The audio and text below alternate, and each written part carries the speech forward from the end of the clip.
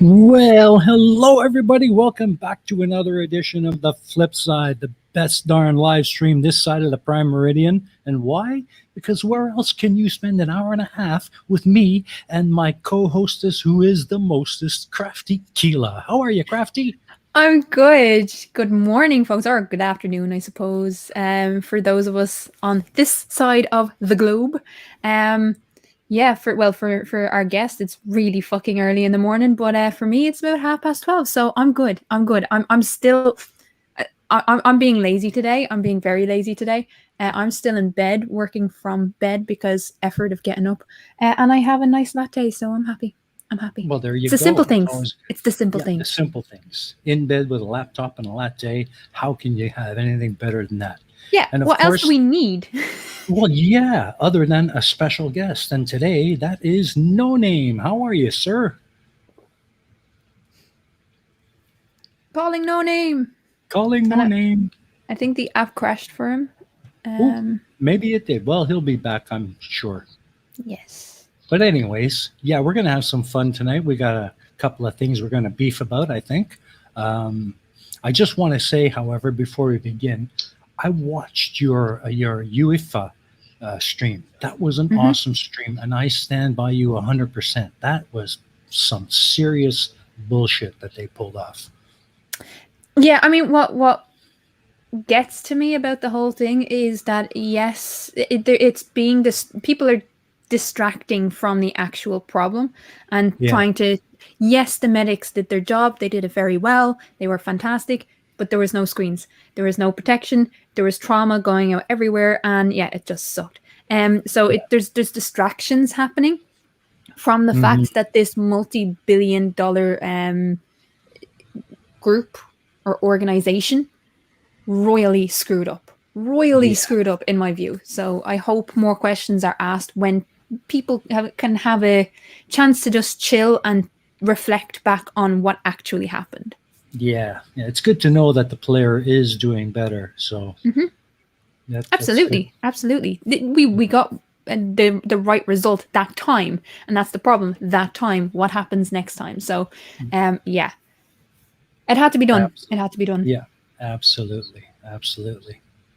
So how are things for you otherwise? Yeah. But I noticed, dude, 395 subscribers for the Pain of Progress. Whoop, whoop. That's right. Awesome. Thank you very much, folks. I only need 5 more to crack that 400 mark.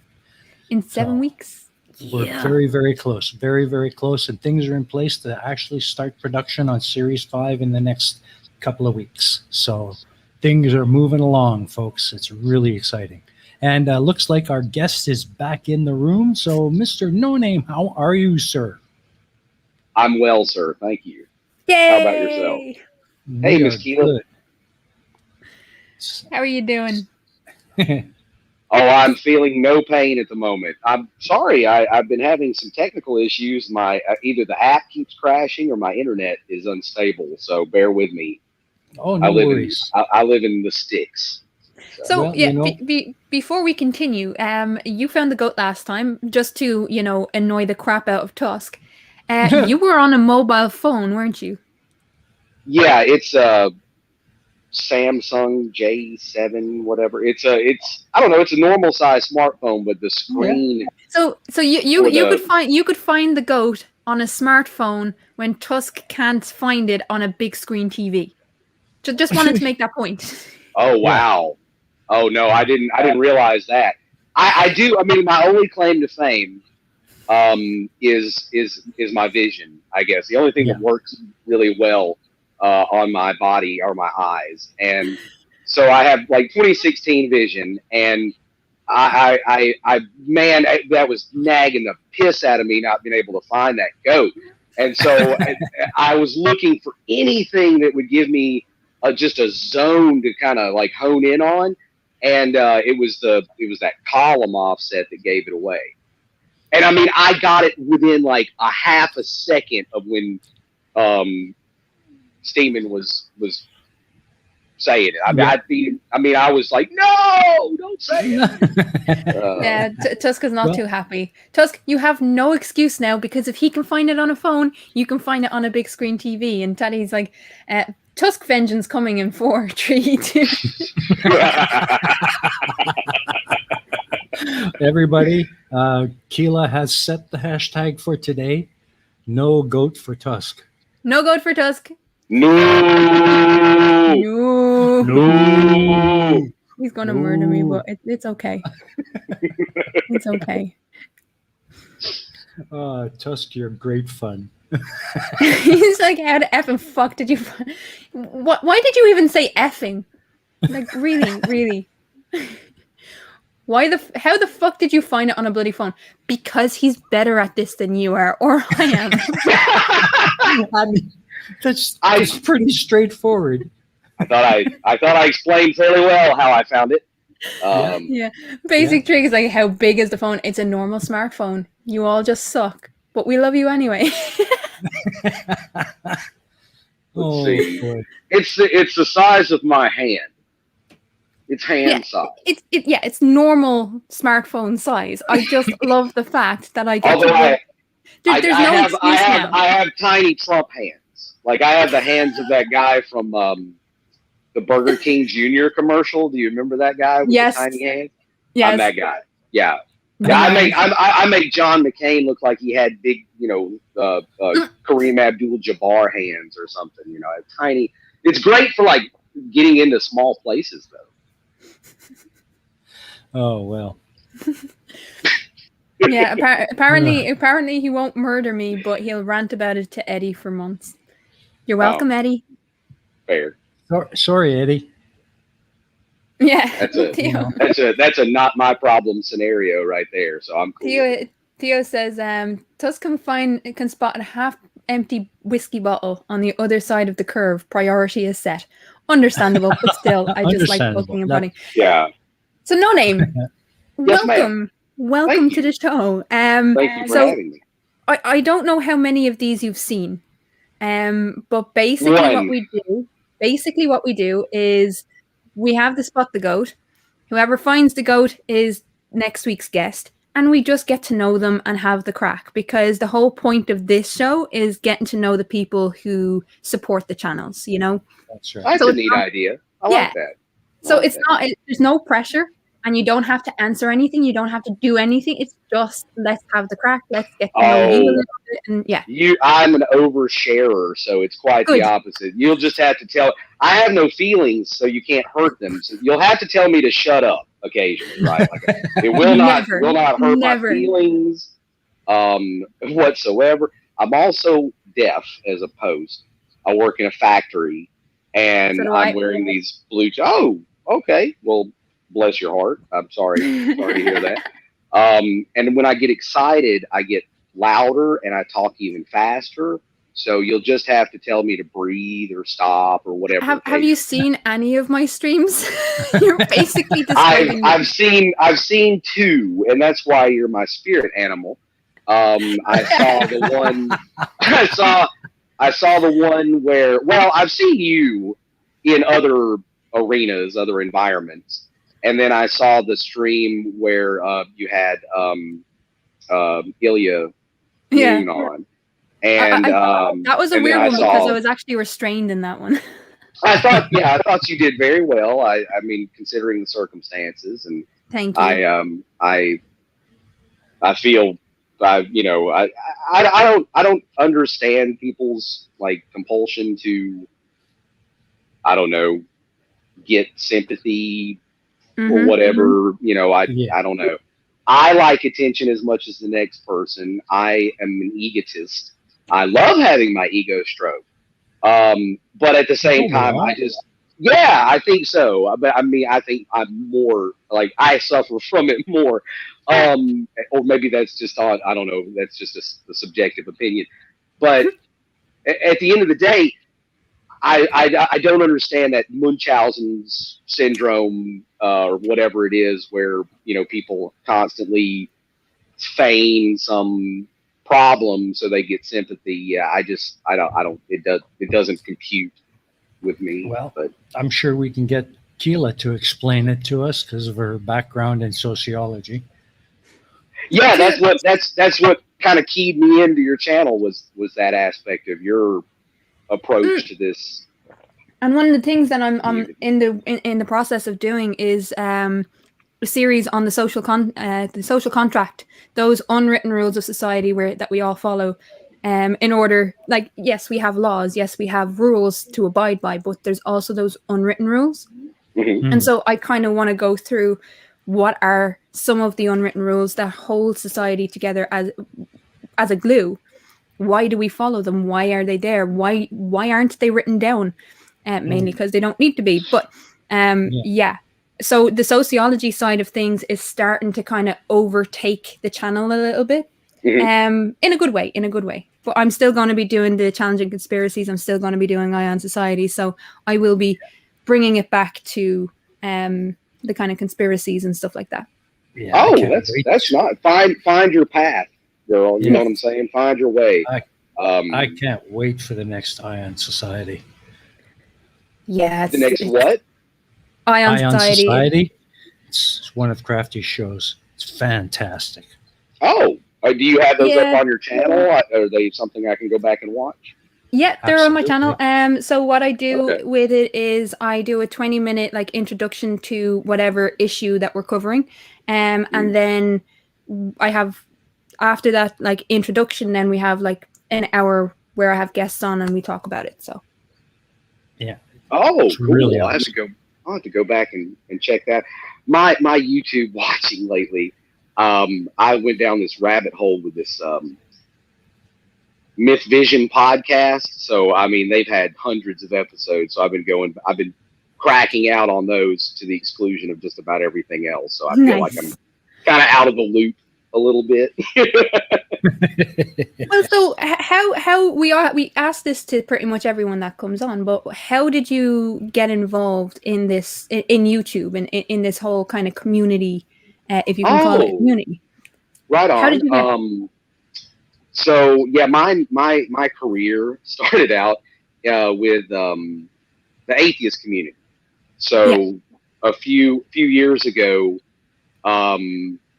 we had basically just there have been AOL message groups and things like that, boards where atheists could argue with fundies, fundamentalist Christians, young Earth creationists, biblical literalists, and then over the years that kind of morphed into the atheist community of Austin. And the ACA had I'm assuming they still do. I don't know. It's been a few years since I've been on it, but they had a Discord, and we would go in there and have debates and argue. And after doing that for 5 or 6 years, just hearing the same old arguments every day, you get tired of it. And somebody said, "Oh, well, you think this is wacky? There are people out there who believe the earth is flat." And it just blew my mind. I mean, I get maybe thinking that, God flooded the earth or something. I mean, I guess, but like, how do you explain all the observations? How do you explain the hundreds of years of data that fly in the face of it being a flat earth? And so I just, like a dog with a bone, I just decided to go track down the arguments, and because I'm fascinated with arguments. I love to argue. Arguing to me is just a sport. In my family, we're all shade tree lawyers, right?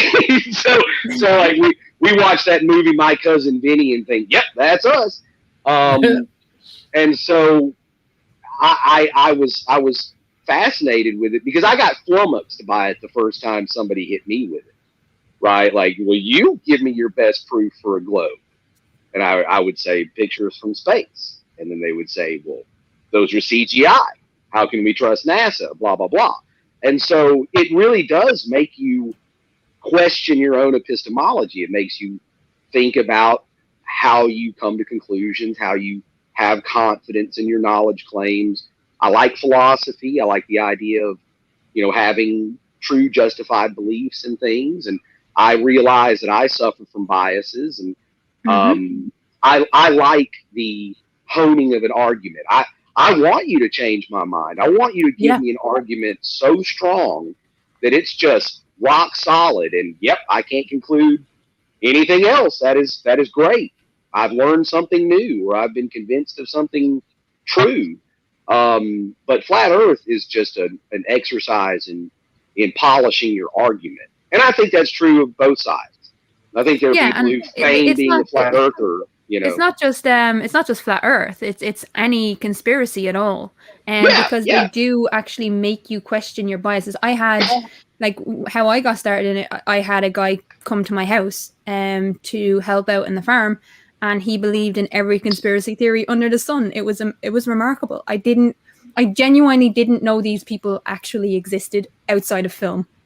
Wow. Dorian, you don't know how right you are. What's that? Well, I was just talking to one of our people in side chat. She says, I found it. It's Teddy Bogle. He is the GOAT. No argument for me. I'm afraid if I try to pull up YouTube right now to see the YouTube stream chat, that this app will crash again. So I'm just going to have to miss it, unfortunately. You should be able to see it where private chat is. There should be a live chat as well, an option for a live chat. So you should be able to see it there. Anyways, go back to what you were talking about. Sorry I interrupted. Oh, fucking sweet. Thank you. Yeah, just so you know what's being said. Just so you know what's being said. I don't phone good.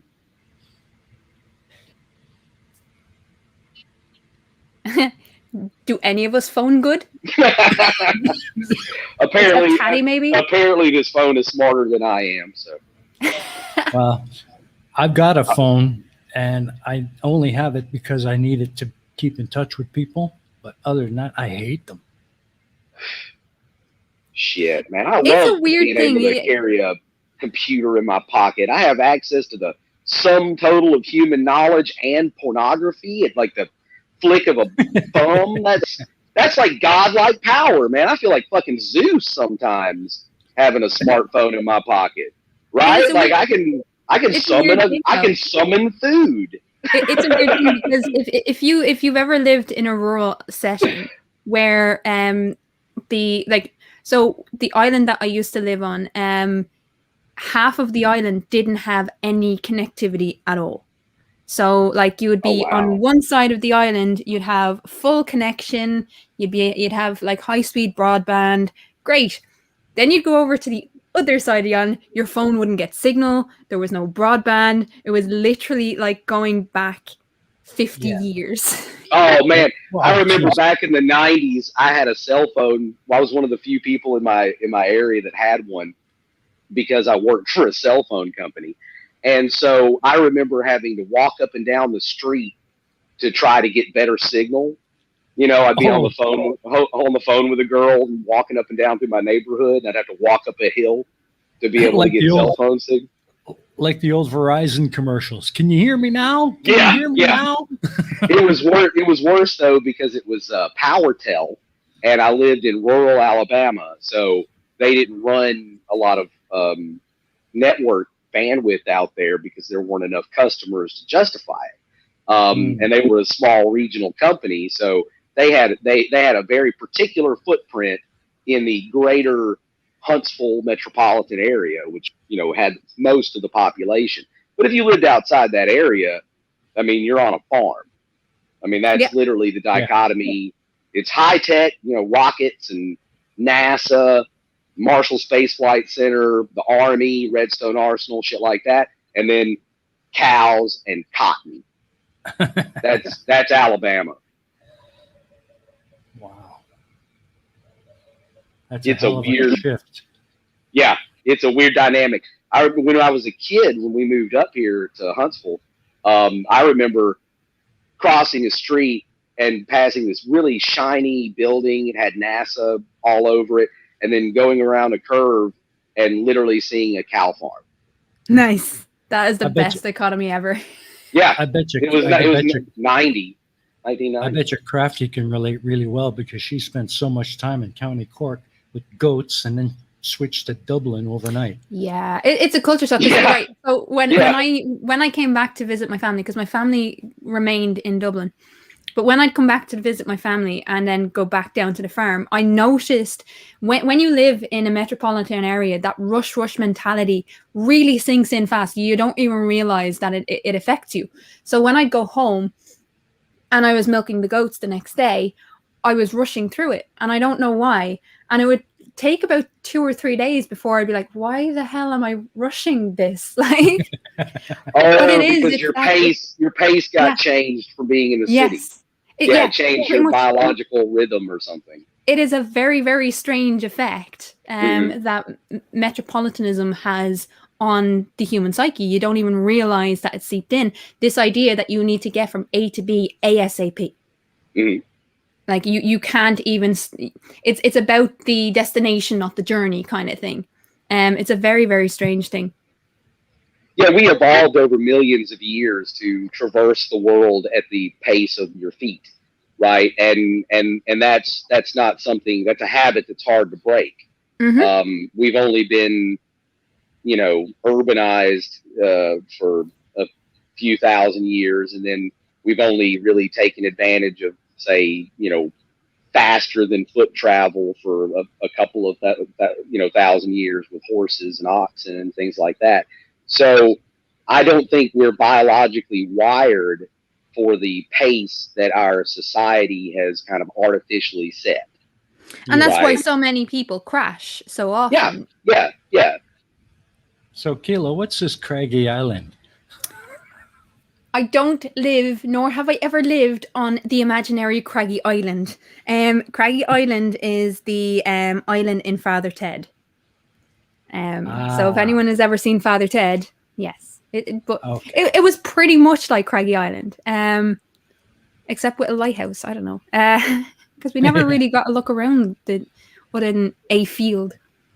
These are small. Those are far away. Yeah, that's my only introduction to Father Ted. But Yeah. so But it looks anyway, like- no name. yes, sir. You have just come from a bout with Spurs, didn't you? Oh God, yes. You Tell almost, us about that. I Tell us about almost forgot in the joviality of this conversation. So yeah, I have an addiction. I took a little hiatus from arguing with chemo, but I guess I just needed some chemotherapy. So I was hanging out with a bunch of Aussies the other day, and when the show broke up, they said, where are we headed? And we ended up at Jim Panda's, and sure enough, chemo was there, and then there were others too. Percentage was there. I like to argue with him too because I think they're both posed. I don't think either one of them actually hold the position that they argue. And so I just like to catch them out in logical loopholes and, get them to polish their argument. Like, I don't think I'm going to convince them because I don't think they really believe what they're arguing. So it would be foolish of me to try to convince them of the position that they already hold, right? All I can do is point out the flaws in their logic or misuse of logical fallacies as an argumentation tool, how weak their argument is, things like that. That's what I enjoy doing. And so, we went around and round in circles for hours and hours. I think I broke his record a few times, reset him. He just goes on a loop. I told him he hasn't passed my Turing test yet. I don't think he's a real human being. So I think he's a poorly cobbled together AI chatbot, or at least that's how his argumentation method sounds like. Like, have you ever seen Gary Wybenga Yes. copy paste his arguments? Yeah. Okay, Yes. You know what I'm talking about. That's all he does. Gary often comes to my style. Yeah, he often comes to my streams now, and he knows very, very well that he is not allowed copy and paste. So he actually talks like a human being now, which is interesting. Nice. Yeah, Jose started that with Gary a while back. I don't remember when he started enforcing it, but Gary would just spam the same dozen talking points in his side chat just over and over again. And we started pointing it out to Jose, and Jose eventually put a stop to it. And then every once in a while, Gary will come on a voice panel and sound like a decent human being that he doesn't come across as in chat, right? So I don't know. Gleam is like that. He's a real keyboard warrior, but then when he comes on a show on a panel, he's all polite and nice, reasonable. Yeah, it's very strange. It's very strange how they do that. Like manners doesn't take much, especially when you're on the keyboard. Like, just don't be a dick. But we're all guilty of it. We're all guilty of it. I have been accused of being a Richard. The only difference is whatever I type, I will say. As anyone who has seen my live streams will know. I'll probably say worse than I'd type. Oh yeah, it's a lot more effort for me to type fuck than it is for me to say fuck. In chat, I sound like Mr. Manners most of the time. Only because it's more efficient. Motherfucker is a long thing to type. Luckily, I have a macro for it, so I can just start to type it and it just auto fills. Whoa, it's great. I love this guy. Macros for profanity. I love it. Well, sure. Sure, why not? In real life, again, I work in a factory and I work in maintenance. So, fuck and motherfucker is like a comma in a sentence to us. Pretty much. Yeah. And whenever we get some, German higher up who comes in, we all have to have a little meeting beforehand because, they can take it the wrong way, right? Like we come across as a little brusque, and so you have to tone it back a little bit. You have to dial it down. Plus the Germans, the Germans are very nice and they're very, very nice people, but they get offended very easily. I found they send out nastily worded emails later on after they have meetings with us, mostly because they want us to keep all these robots running on a shoestring budget. Yeah. And we make it clear on no uncertain terms that physics doesn't care about their budget, right? Like gravity doesn't care about their opinions. Yeah. Shit like that. True enough. Yeah. Oh. Yeah, you can't tell physics to watch the bottom line. Right. Like my particular area of expertise are these automated robots that carry engines and transmissions and frames and parts and stuff all over the factory. Nice. Right. So it's thank you. It's kind of like a non-contiguous assembly line. You can think of it that way. It's these trains, and they're driverless, right? Mm-hmm. And they run 24/7, and these forklift drivers, load and unload things off of them. And they abuse the bejesus out of them. I mean, they just beat the ever living piss out of these things, right? And then they, they're in an environment that is just really not suited for. Imagine leaving your iPad on a factory floor in 130-degree heat one day, and then 20 degrees the next day or whatever. I mean, it's a not well insulated building. Bad idea. Yeah, so we keep them running as well as we can, considering, and they overload the shit out of them. So that doesn't help me. There's got to be limits to what you can do, though. Yes, and that's why we have developed a vocabulary that pretty much consists of fuck, motherfucker, goddamn it, things like that. Those are technical terms, highly technical terms. Highly technical, yeah. Everyone understands, and it's the emphasis you put on them. Everyone understands exactly what you're talking about. Mm-hmm. Mm-hmm. Oh man. Work, you piece of shit. Yeah. So I mean, that's to me that's the best argument. So you're I'm going. We're going to have great fun then. We agree to disagree, are we? You're going to come in. You're going to come in and agree to disagree. Yeah. What we're doing. What we're talking about there. Well, what we're going to be doing is we're going to be doing workshops to teach people how to actually debate. And yeah, we're going to need people who know how to put together an argument. Oh, that So- sounds fun. I could do that. I Yeah. think you'd be a perfect fit. So definitely come along. It's going to be fun. Thank you. Um, I actually, it's funny though, because I've really gotten to where I don't even like the concept of the debate so much anymore. Like I've gotten kind of hooked on the idea. I don't know are you familiar with Anthony Magnabosco? yes. Okay. So I like that concept better. Yeah. I've been kind of trying it in real life. Like my mom is I wouldn't say she's a conservative Christian, but she has these very kind of dissonant, like she can hold these cognitive dissonance ideas. I'm probably not phrasing that correctly. These dissonant ideas of beliefs, and sometimes they cause her to make irrational decisions or make things that are, I guess, painful in certain ways to her. It causes her stress and anxiety. And I found that she seems in her older years to be more receptive to questioning it, right? When I was younger, she was appalled at the fact that I was an atheist, right? Yeah.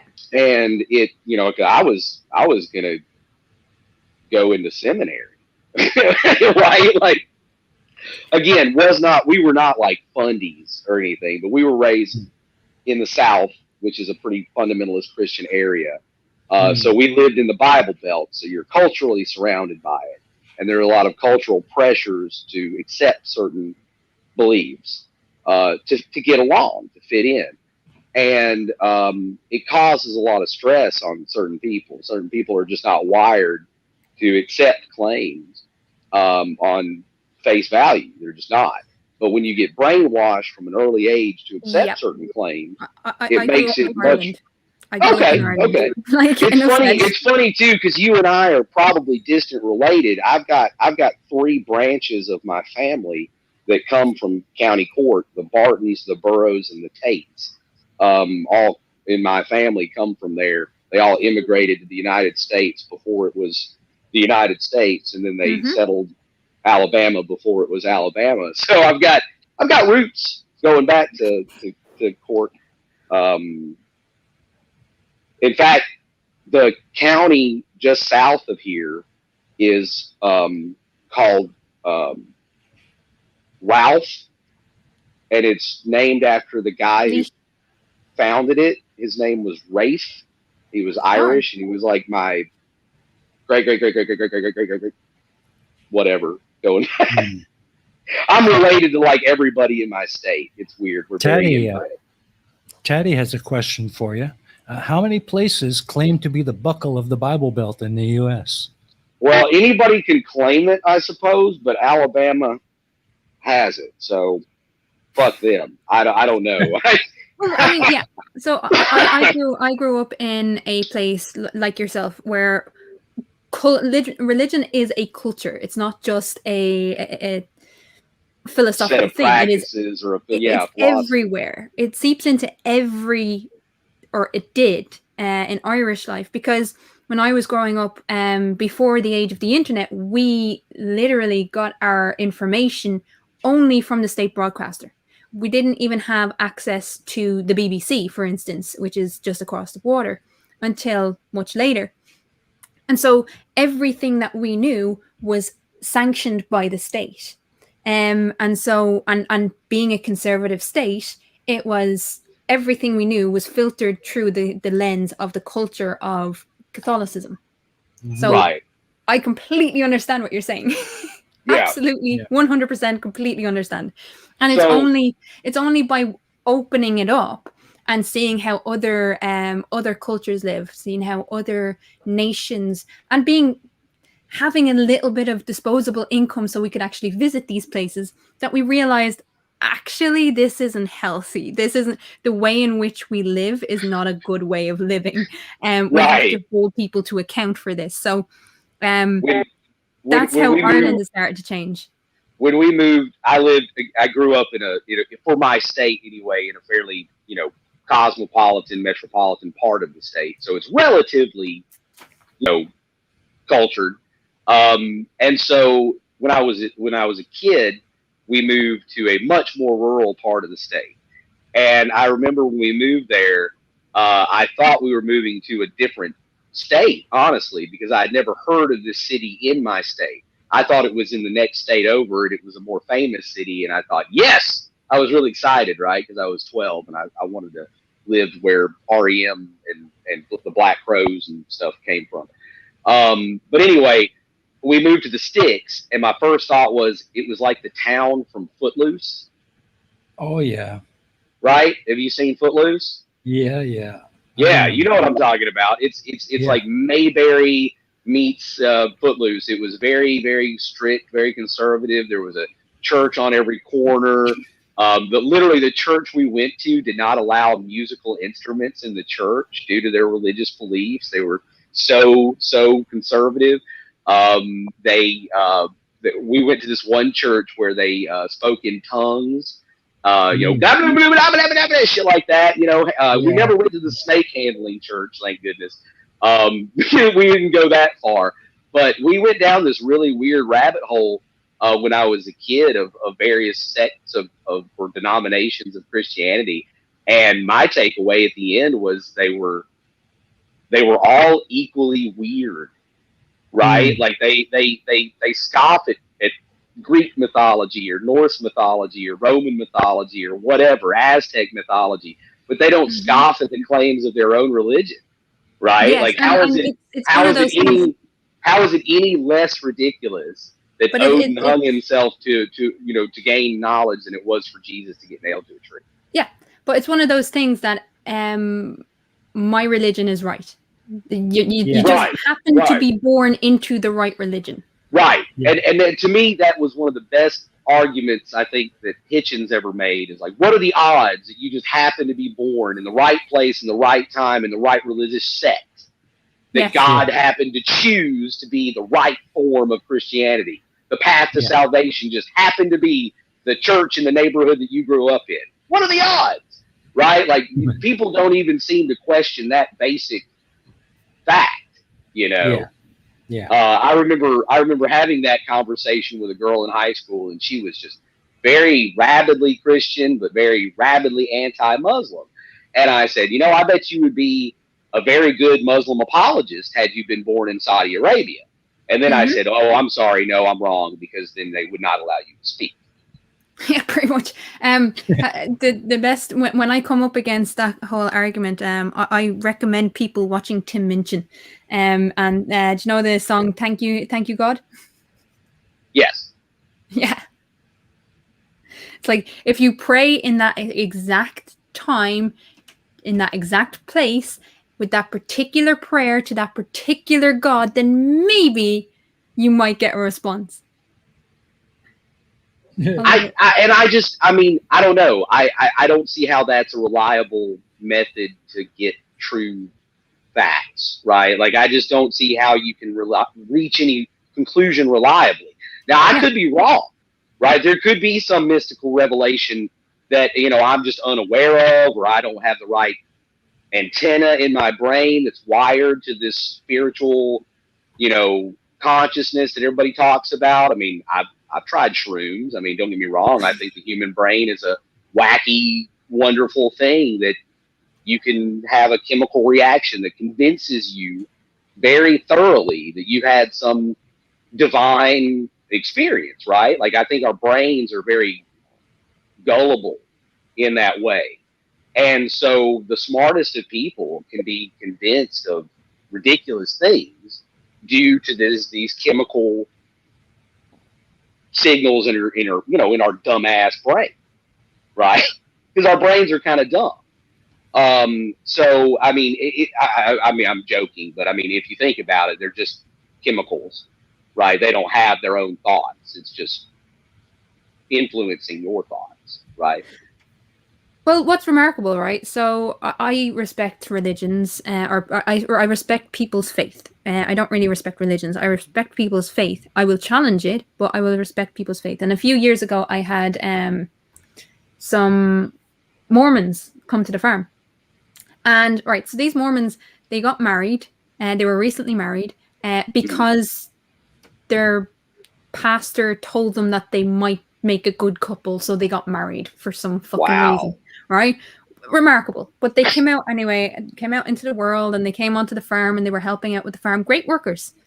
Ate a shit ton, ridiculous amounts of bread. I mean, the lad could wolf down a loaf of bread a day. It was ridiculous, but they were really nice people, and you know, they had never come across people without faith before.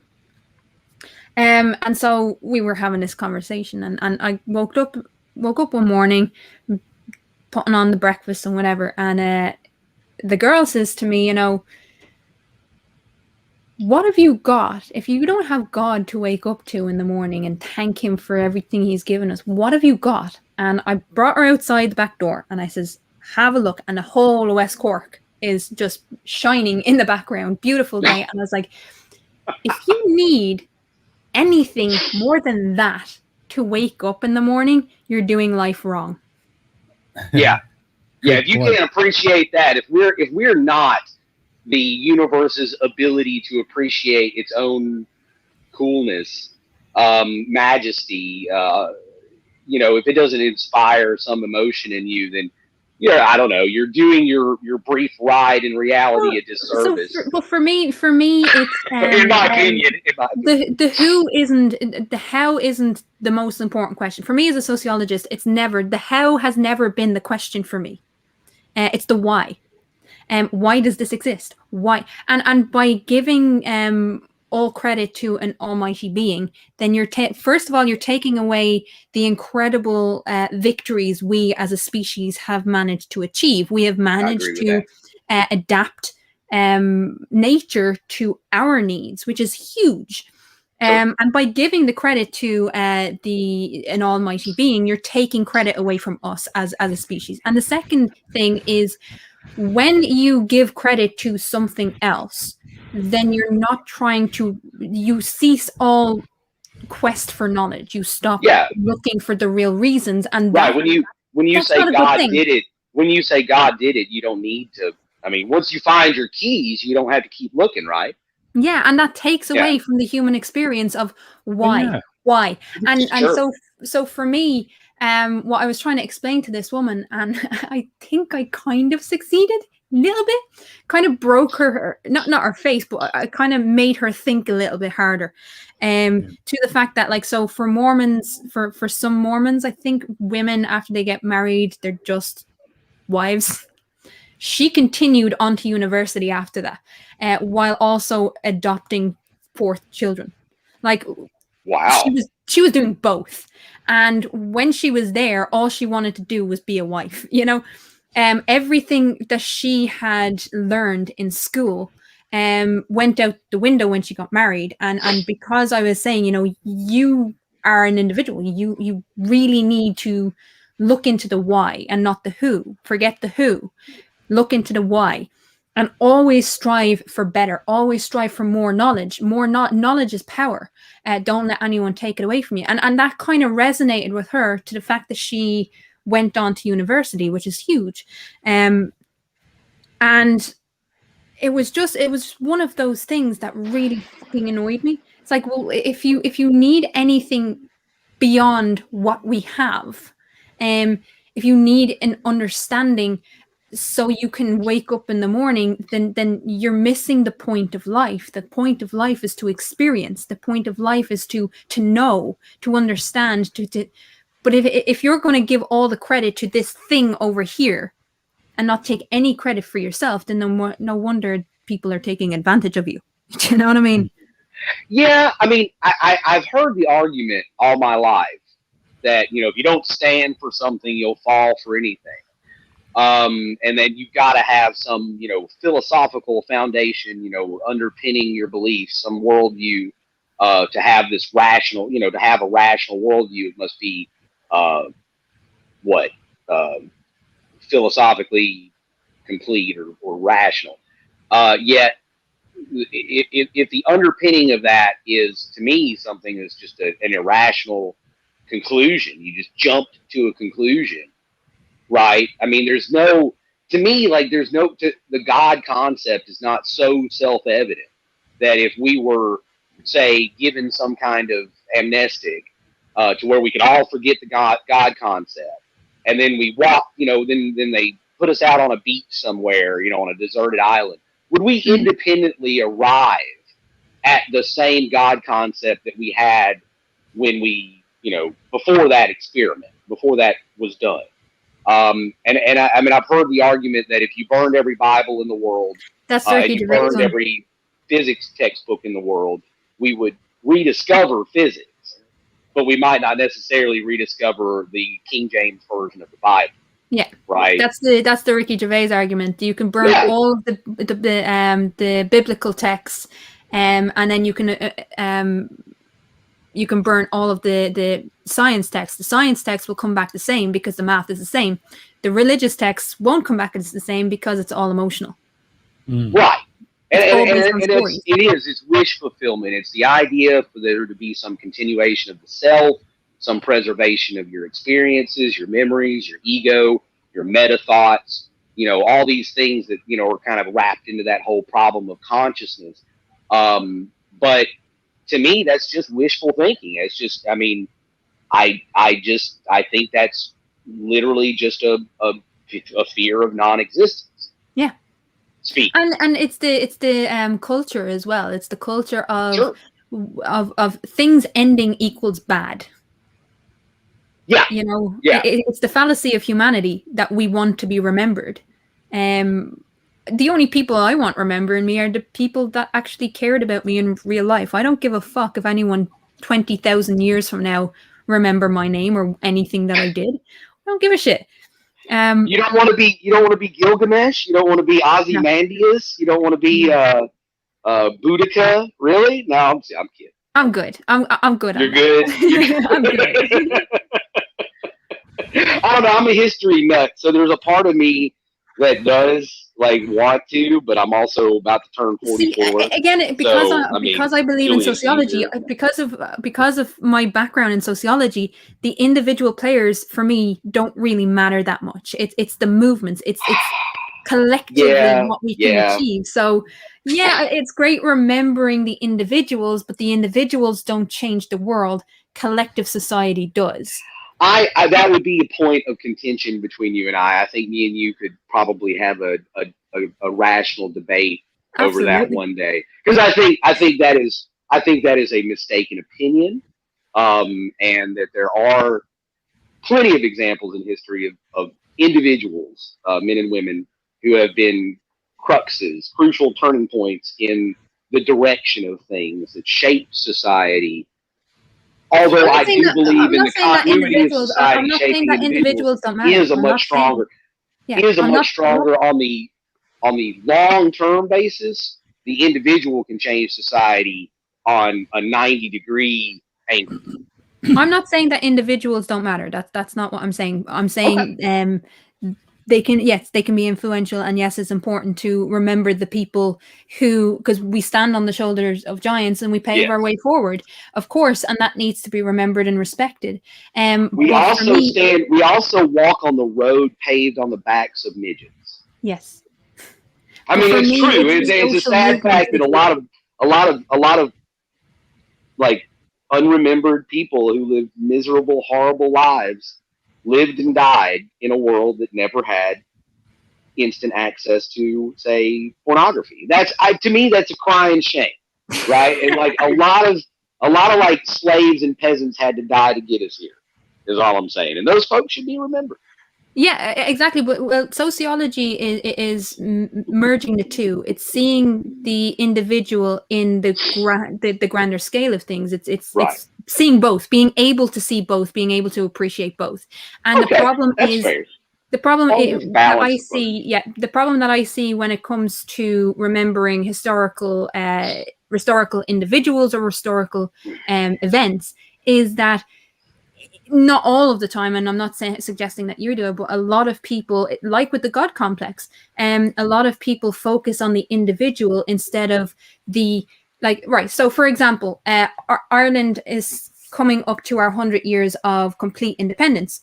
Mm. And yet, we talk about the individuals from the 1916 Easter Rising. We talk about James Connolly. We talk about Jim Larkin. We talk about Michael Collins and people like that. And they need to be remembered, of course, for their incredible courage and what they did. But not a lot of people talk about the early 1900s and the strikes that went on, the 1913 lockout, the 1915 attacks in Cork and Limerick, the 1917 Limerick Soviet, all of the little bits and pieces that added up to us gaining independence. And that's what I mean. Yes, we have to remember the individuals, but it's those little struggles that remind the world that we exist, that we have dignity, that we are working together. It's not just about the individual, it's about the collective work. That's what I was talking about. That's fair. I mean, again, I mean, I think we as human beings have a propensity to mythologize certain characters. I don't know if we're hardwired for it, or if it's a symptom of, you know, well, not a symptom, but the few brave men. What allows society to function. But we do tend, I think it's easier, for one thing, for us to remember one person than it is to remember 1,000. And even the memories we have of the one person, it's easier to kind of assign them mythological archetypes as a trope, you know, to remember them by, than you know, any real reality about the person who lived. Exactly, so, exactly, because humans aren't perfect, and then it's like, so. Shocker! When did this happen? Shit, you son! We put men on the motherfucking moon, man. Because we put these people on pedestals, when we remember and we're reminded that these individuals weren't perfect, therefore everything that they've done is null and void because they weren't perfect in this one aspect, and that's the problem that I see with I don't know, giving people hero status. I don't know. In the engineering biz, there's a phrase for that. It says you can build 1,000 bridges, but you suck one dick, and that's what they'll put on your tombstone, right? Yeah. Yeah. I don't know. I've been fascinated with how, like we were talking about earlier, with how people arrive at conclusions. Yeah. Right. And in an attempt to try to believe as many true things as possible, I'm trying to kind of embrace that philosophy of, well, you know, I definitely could be wrong about the beliefs I hold. I don't hold any kind of infallibility about my beliefs or claims or anything like that. And that's been, to me, I can attribute that. I can thank the Flat Earth debate for. It did far more to make me, I think, a better person in real life than my past experience with arguing with, say, younger creationists. And because of that, it's allowed me to kind of understand people in my family better, maybe people in my family to understand me better, and maybe get them to question some of the beliefs they have that are causing them pain or stress. And to me, like, I don't feel like the Flat Earth does that. I mean, itself, like, you're not going to, I don't think you're going to epistemology somebody out of their Flat Earth belief. But I think you can do it with some irrational beliefs. And if those irrational beliefs affect how people live in society, then I think ultimately that's a good thing, in my opinion. Right? If you base your vote on real scientific evidence or something versus just a fantasy belief, then I think you're going to accomplish more with that, you know, methodology than you would if it be just, you know, throwing facts at somebody or telling them that they're wrong or stupid for holding that belief, or, something like that. Like I think it's a better route to understand. And so that's the only reason, like, why I wouldn't want to necessarily debate. But at the same time, like, sure, I would like to help people make better arguments and maybe yeah, I mean, hold better debates. for me, when it comes to debating, it's not about so much the what you believe. It's about effective communication. So yeah, that's what I'm going to try and bring into the YouTube world, because it's something that I think is missing from the YouTube world of debating, is that idea that the communication and how you communicate your message or the arguments, it has to be more important than how you feel about a given subject. That's why I'd recommend. Oh, sorry, yeah, go ahead. Yeah, the other thing that's missing, folks, is a goat. Yep.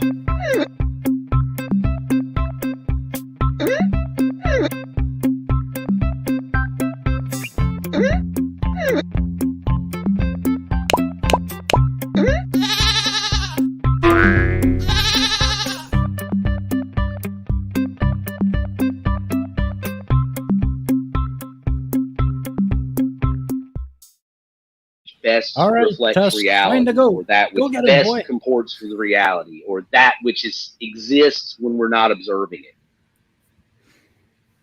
it. People need to spot the goat. People need to spot the goat. But yes, absolutely. We can continue talking. We don't have. Yeah, Tusk isn't playing. Oh, come on, Tusk. You can do it. I know you can. Tusk is throwing a tantrum. Yeah, but I mean, for me, looking at the YouTube debates and the Discord debates, because I'm on a few different servers. I'm not on Gem Pandas because, but looking at the YouTube debates, it's all about how the person feels. The debate is not about how you feel. It is about the arguments. It's about effectively communicating the arguments so the audience can make up their own mind.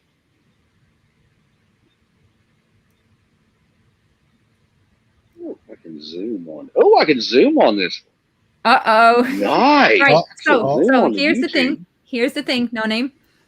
The guest that's on this week cannot be the guest next week. So you don't have to find the goat. It's for everybody else to find the goat. Otherwise, we'd never get rid of Jess.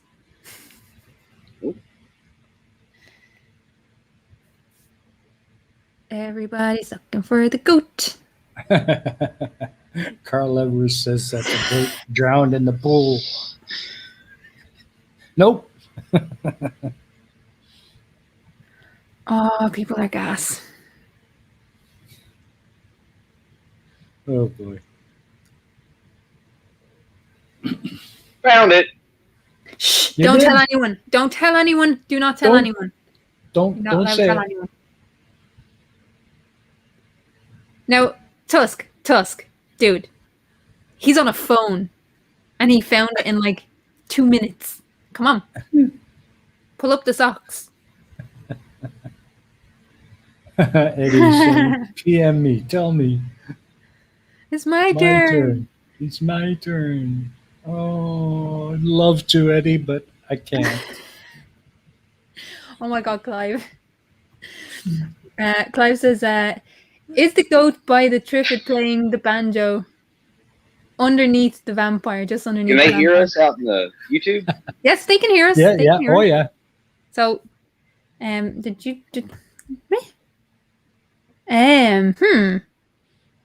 Is it?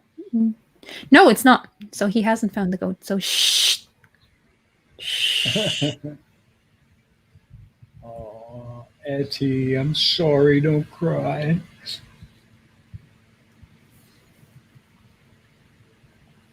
Oh. No, it's not next to Crafty's head either.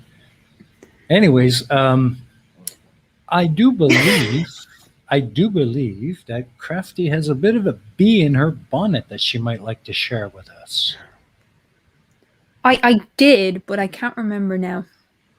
I think it had something to do with ages. Oh, yeah. So, I don't know about other countries, but Ireland are being assholes. I have been working throughout the entire pandemic. I have been doing my work both on the farm, and then when I came back to Dublin, I was unemployed for like 2 months, maybe a month and a half, maybe, and then I started working in the place that I'm in, the warehouse that I am. So when it came to the vaccine rollout, what they chose to do over here is, do it by every 10 years. So it started off with the over 80s, then it was over 70s, over 60s, over 50s.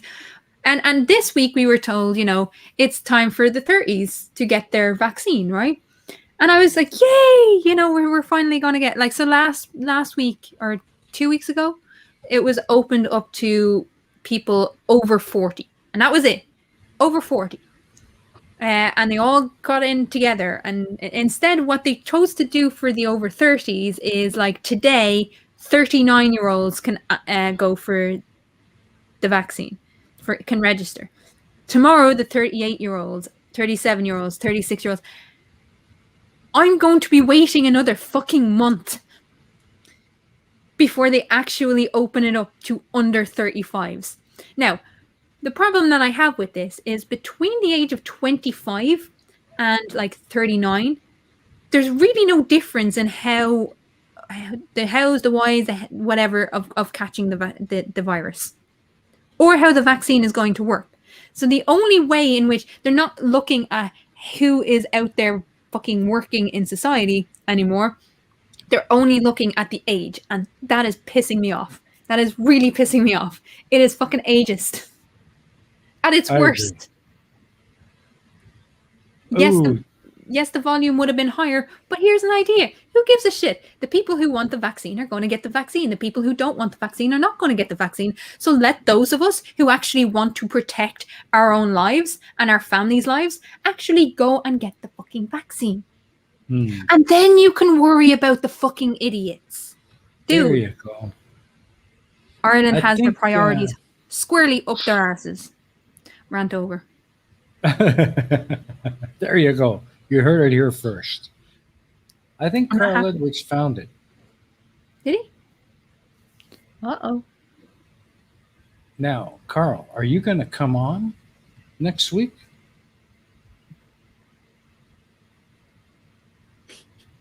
That's the question.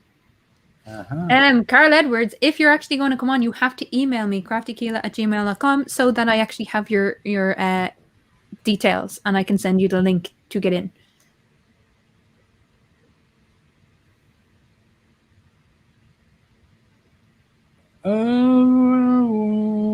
The second tree to the right of the big one? I know what he's talking about. He is right. He is right. Yeah, you're right. Okay, we got a winner. No, you folks. can't nominate someone, and no, you definitely can't nominate Tusk. No, you have to come on, or else there's no. Okay, well, there we go. It doesn't matter if you've been on before. Nobody cares. That's not the point. It's come have a laugh with us. Doesn't matter. Yeah, exactly. Come have a laugh. The only restriction that we have is that you can't come on 2 weeks in a row. That's the only restriction. But you can come back on.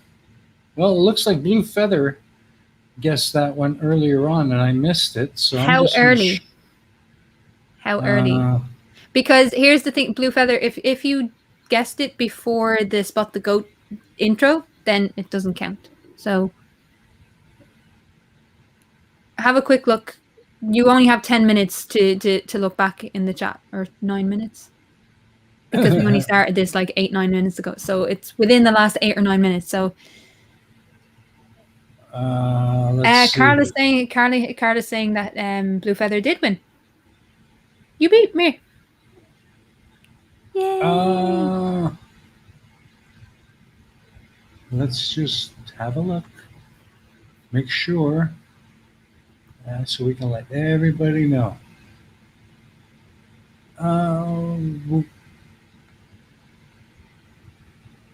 Looks like the goat's in the tree by the wine glasses. my left avatar. Okay, I'll accept that. Yay! I'll accept that. Okay, so Blue Feather, if you have a mic and you're ready to come on, send an email to craftykeela@gmail.com, and we'll make sure that you're set up to come on as our guest next week. Blue Feather is saying I'll pass, though. Blue Feather doesn't well, want to come on. Doesn't love us well. enough. Could be just you and me next week. Who knows? We'll have to wait and see. But anyways, those are the winners. Either Blue Feather or Carl Edwards. Or both. Okay, so back to what we were talking about. What were we talking about? Well, I was given about ages Oh, of the vaccine, yeah, and then that's we were right. also talking about debates. About the debates, yeah, that's right. I mean, I think No Name would be a good fit for your workshops. I think it would be fun. Is No Name still here? I don't know. Are you still there, No Name? Oh, maybe he's dropped off. Maybe He his probably stepped out connection's. for a minute. Yeah, probably. All right. Okay. Blue Feather Um, is not in the talkative kind of headspace. That's okay. Okay. We're not going to force anyone to come on, and we're definitely No. not going to force anyone into an uncomfortable position. So, Of course Carl, I think I have your email. I'm pretty sure if you've been on before, then I definitely have your email. I'll have a look later. But yay, Carl! Yeah, cool. Yeah, it doesn't matter if you've been on before. I mean, We can you have the are- crack. It's okay. Absolutely. It's always fun to have you on. It's great fun having you in the side chat. So sure, Oh. come on up. So here's a thing. I've been meaning to do a video on a psychopath called Gemma O'Doherty. Oh, Yeah, I'm not going to do a video on her. I'm going to do a live stream. It's going to be Keela Talks next week. Is going to be focused on the craziness of Gemma O'Doherty. So, if you want to know about this mental person who has tried to bring Ireland to court over jeez. having a lockdown, then yeah, you're going to want to see next week's Keela Talks. It's going to be fun. Oh man, she's a crackpot. Oh, she's batshit crazy. She's batshit Oh. crazy. Unbelievable. Taddy's like, her bugger. Yeah. I'm going to go through exactly who she is, where she came out of, where she emerged from, and kind of the shit that she gets away with saying and why. Because there's a lot to unpack there, and I don't think a 20-minute video is going to do it justice. So a 2-hour live stream, great. Breaking down Gemma O'Doherty. That's going to be interesting. Yeah. It's definitely going to be interesting. I know Colon is just like, oh, good grief. I don't think 20 minutes is enough to cover her crazy. And you're going to want to watch next week's show, because like I am going to show where she gets up in the face of some of the guards and goes absolutely batshit crazy. She had a protest outside Google because her Facebook was shut down. Oh, And her no. YouTube was shut down. Yes. Emerged, Shoot. hatched, spawned, incarnated. Yeah, it's going to be fun. Yes, Tusk. Yes.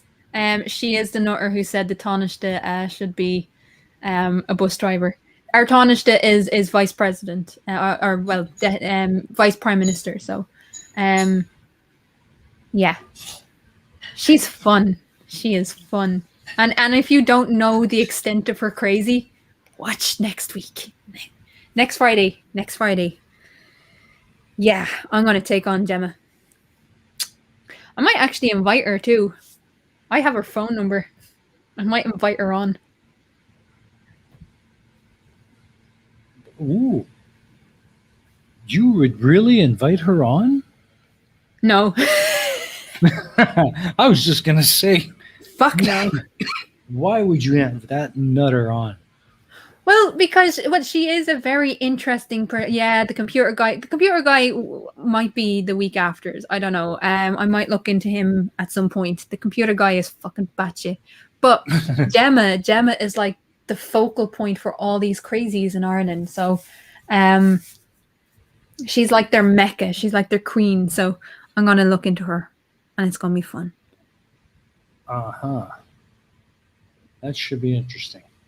I see No Name in the chat. Yeah. But he's gone from he's in the stream, but he's not in the stream. Yeah. Aww. No Name, come back.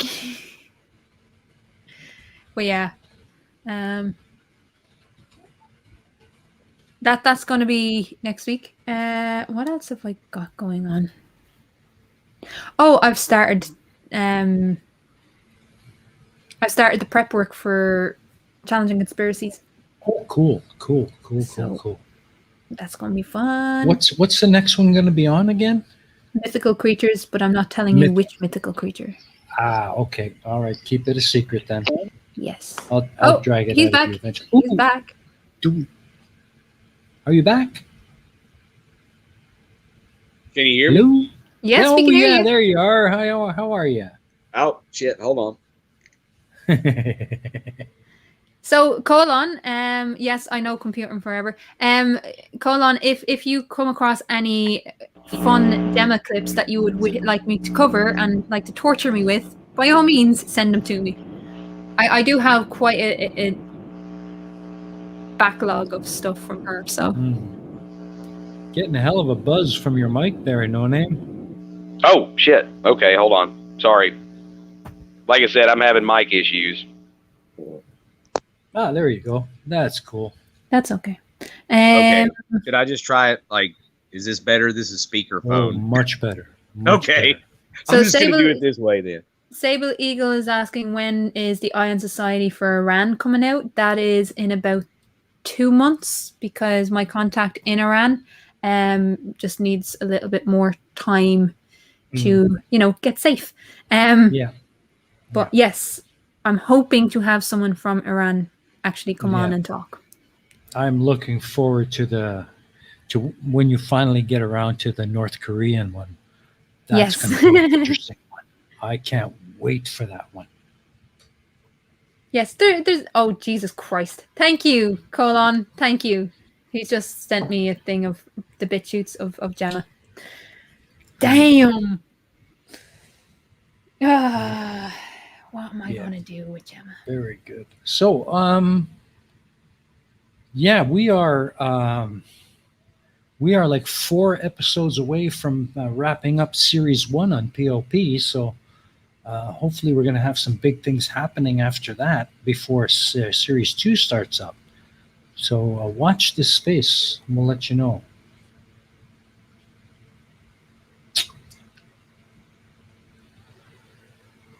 That'll be interesting. Mm-hmm. What's your plans for the next couple of weeks, No Name? Work, sleep, argue with flat earthers. I mean, yeah. I work a lot of 12s, so don't have much of a life, unfortunately. Yeah. You mentioned earlier that you have a specific interest in history. What era of history is your focus? Pre-Renaissance, medieval Europe, back to like antiquity, European antiquity, classical age. Oh boy, you're gonna love Series 5 of POP. That's all I'm say again. You're gonna love Series 5 of Pain of Progress. Oh yeah, why is that? Because it's focused on the kind of Middle Ages. It's gonna be awesome. Yeah. Oh, nice. Yeah. So if you're not subscribed to Pain of Progress, let me see. I do have the link here, and I'm gonna put it in the chat. Yeah. for those people who don't know, Pain of Progress is now on its own channel, and we are rebooting the whole show starting from series 1. So we've got another 40 weeks of shows before series 5 hits. So it's a good chance for everyone to catch up on what you may have missed from the beginning of the Pain of Progress. And series 4 is actually all about ancient civilizations. So now would be a good time to start binging and keeping up with the Pain of Progress as we work our way through to series 5. Yes, I'm looking forward to it. I'm looking forward to season 5. Well, it's going to be awesome. It's going to be awesome. I can't wait. But yeah, other than that, I'm definitely pulling you into the agree to disagree Discord. The other thing, before we go, at least I don't know if it's for the Europeans, but at least for the Americans, it is Father's Day. And so to all of the fathers out there, a very happy Father's Day. Happy Father's Day. Happy Father's Day, everybody. Or as I like to call it, Successful Male Breeders Day. Congratulations, you got laid at least once. There you Good go. Whoop. You got proof in the bag. That's right. Are you, anyone doing anything for Father's Day? No? Nah. I'll probably be asleep here in about 3 hours, so no, not really. No. Just gonna chill. It's important. It's important. Any is there any big debates coming up on Agree to Disagree? We're in talks about one, and it's been a subject of bullshit, is the only way to put it. But we will see. We are hoping to have another one, another large one next week, but I can't comment on it yet. Okay. Other than that, I'm mainly focused on trying to get the workshops ready, so that we can do it like every 2 weeks. Mm-hmm. And that's gonna be fun. Awesome. I have nothing but respect for people like you who can herd cats into showing up at the same place at the same time and have a debate. I tried it once. I got 3 out of the 4 Well, players. I think, as well as I said, with the debate. Yeah. Oh, he disappeared again. Oh, am I gone? No, you're here. No, You're here. no. Okay. Yay. I'm sorry. I have like a pretty unreliable connection, apparently. Yeah, I had Professor Phil Bell and who was it? Was it Druss? They were going to take the flat Earth position and argue with a debate, Fight the Flat Earth and Team Skeptic. And I had 3 of the 4 participants all set up, and the 4th one just kept flaking out. So I couldn't get it off the launch pad. I think part of the problem that I see with the debates is that lack of talent, that lack of knowledge. So you're relying. Look at, no offense to modern day debates, but look at modern day debates. They have the same 3 or 4 people coming on all the fucking time. There's no space for new debaters. There's no space for anyone to challenge anything. James just does not accept that people have a different way of doing things, or they like clarification, and any clarification is seen as a threat, so they're fucked off as soon as they come. Yeah. So my whole thing is trying to get fresh debaters, people who know how to put an argument together, so it's not just I feel like this. Right. In my opinion, in my uninformed opinion. Exactly. Yeah. Exactly. Yeah. That's which not is, a debate. which is ultimately how a lot of people argue. And But so that's not I think what would help in that endeavor is to randomly assign people positions. This is exactly what I'm going to do. You're not going to know your position until like an hour before the debate. Nice. Get out of my brain, woman. Yeah, the whole idea of a structured debate and learning good debate practices should sort of remove some of the emotional element from it, Yeah. so you don't feel like your worldview is under assault and you have to lie to convince people or jump through mental fucking hoops, acrobatics to justify your belief. Instead, all you're doing is picking a pro or not picking, but being assigned a pro or con position, and Well, you then see- having to form a convincing argument to win the debate.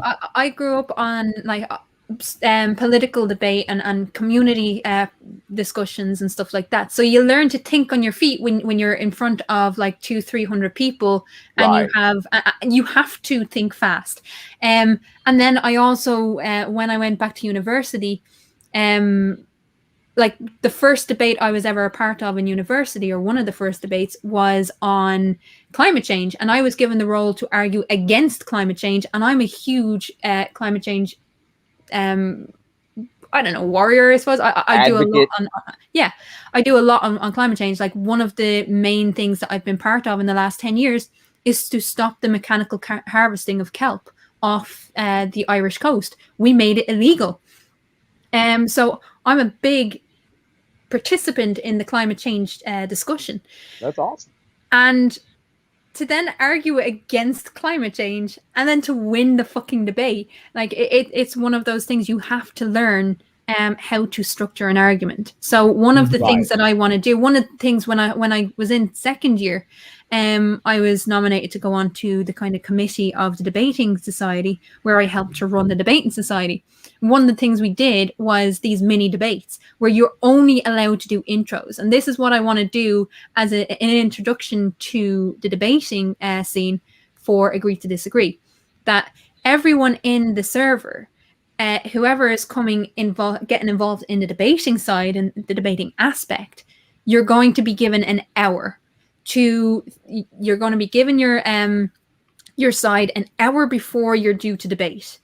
And you have to come up with 3 points, broaden the points out, and be able to argue effectively on those 3 points. And that's how I kind of learned how to do formal debating. And it's a good structure, a starting point, to get people used to using their voices, really. Yeah. And it's like any other exercise, I mean, your brain is a muscle, I guess, in a way, and you have to train it, not with, bouncing ping pong balls off a hammer, but, actually doing mental exercises.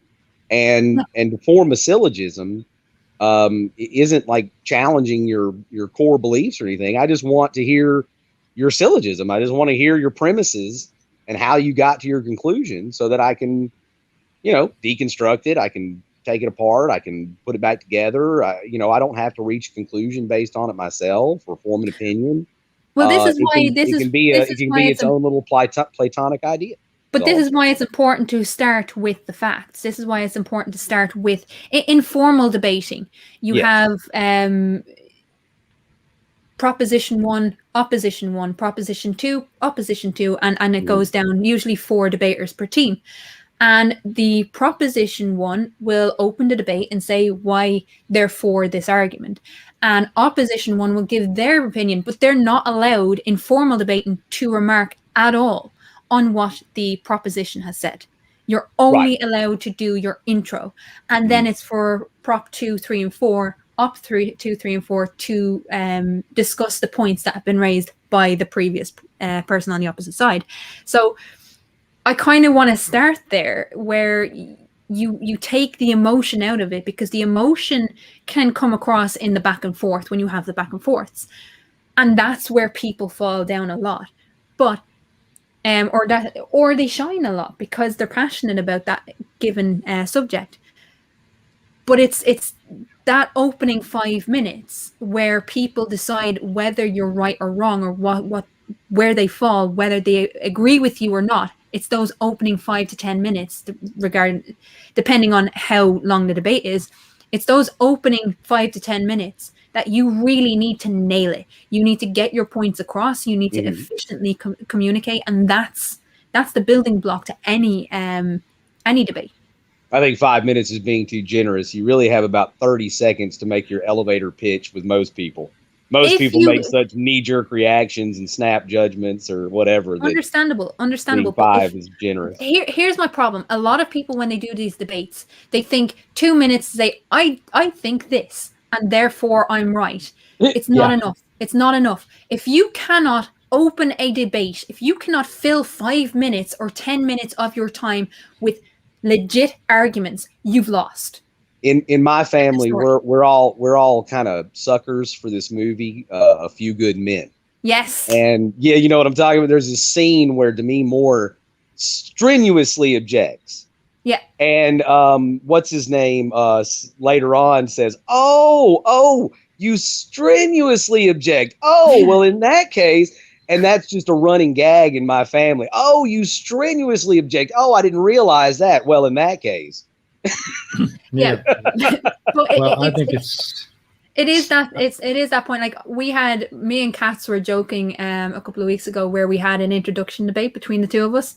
I won all 3. I don't give a fuck.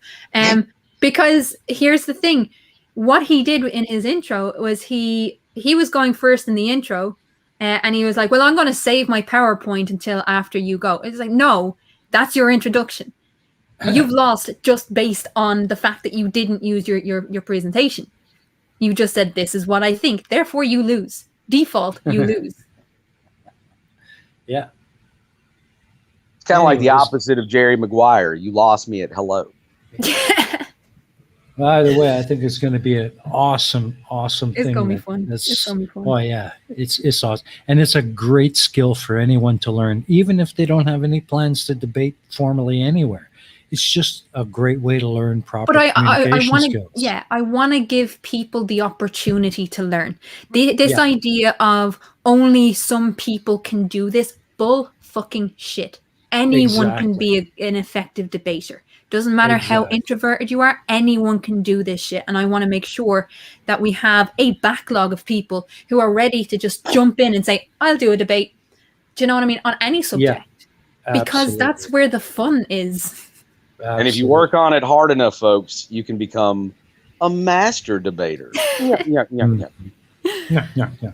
But anyways, if it's something that interests you out there, make sure you get onto the Agree to Disagree Discord, get into that workshops room, and get involved. You'll have a great time and learn something in the process. So with that, I want to just thank our guest, No Name, for coming out. It was great having you here. Thanks for being here. You're awesome. Thanks for having me. Yeah, it's been an tickled pink. awesome discussion. Thank you so much. And of course, my hostess, who is the mostest crafty, always a great time being Always here fun. with you.